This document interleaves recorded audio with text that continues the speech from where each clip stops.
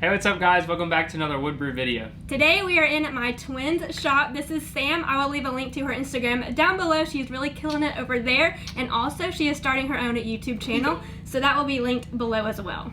And today we're going to make some fun DIY side tables with a fabric magazine rack. So let's get started. Woohoo! I went to say woo woo! And I said woohoo! But that was good. You did good.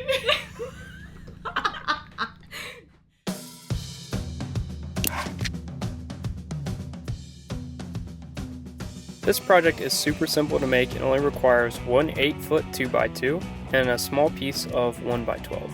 Check the link below to see more in-depth step-by-step tutorial on our website.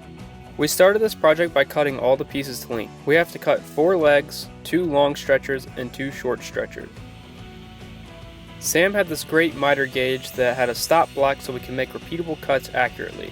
Sam's shop is insanely awesome, but you don't need all these fancy tools to build this project. We have a great video on how to start woodworking with only $100, and you can build this entire project with a few of the items on that list. I'll link that video below, or you can click the on-screen card if you're interested. After cutting everything to length, we decided to do half-lap joints on the shorter stretchers. This will allow the ends to stick out the sides a little bit in the end product. These can be done with a handsaw, circular saw, or the easiest tool, a table saw. Sam marked 1 inch from the ends of the stretcher and the legs. This will create a 1 inch overhang, you'll see that later. Sam made another mark 1.5 inches down from the first, and in between these marks is what we need to cut away.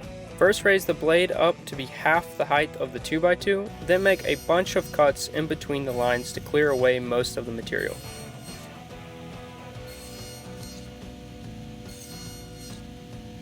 Repeat this on the rest of the boards and then break the little pieces away and use a chisel to clean up the bottom if necessary. We used the pocket hole jig to create mounting holes in the 2 larger stretchers. To make this project even easier, you could skip the half-lap joints and just use pocket holes everywhere, but we wanted to show both options.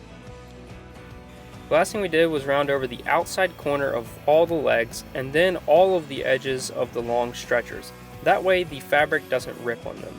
The router table made this step super easy and precise, but a sander can do the same thing. Now it's time for assembly. First we glued and pin nailed the half-lap joints together. It's important to make sure that you are using the correct legs and that the round over is on the outside corner.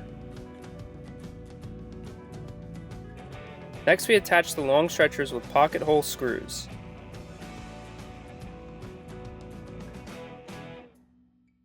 It was that easy, and then assembly is done.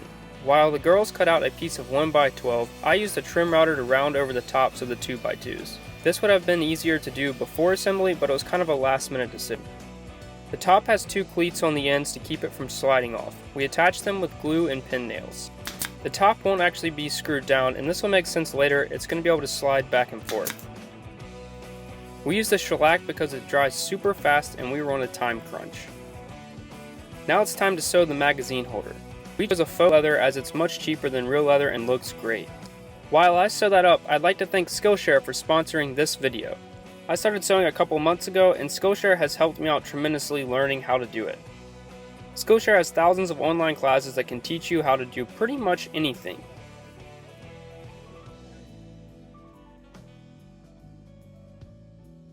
There's a really great class that I'll link below that really taught me how to sew in a matter of a few hours, and it was just really awesome content, well produced. If you'd like to hone a current skill or learn something new, I highly recommend you check out their service. We have a link below that'll get you 2 months free, and do take advantage of this as it's limited to only 500 signups. Scosche really is pretty awesome, and I highly recommend you guys check out their service. There is again a link in the description below. Now let's get back to the build. I cut a piece to the length needed and then twice the width needed. The faux leather back doesn't look good, so I wanted to double it up. Sew 1 long stitch with the 2 bad sides facing out. This creates a tube that can be then turned inside out to reveal the good sides. Sew back over the edge to keep the fabric flat, then do the same thing to the other side to create a flat piece of fabric. Then I folded over the ends about 1 inch and stitched them down. This creates a really nice edge that can be then flipped over and sewn down to create a loop. Make sure this loop is big enough to slide over the 2x2s.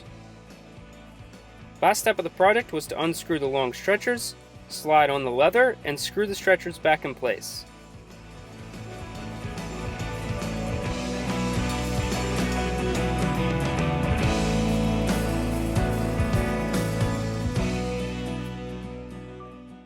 Thank you guys so much for sticking around to the end of this video. We had a ton of fun building with Sam, and hopefully we can go back there soon.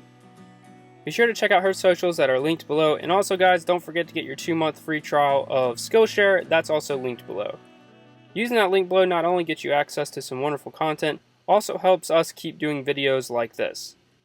Thank you all for the continued support, and with that, we'll see you in the next video.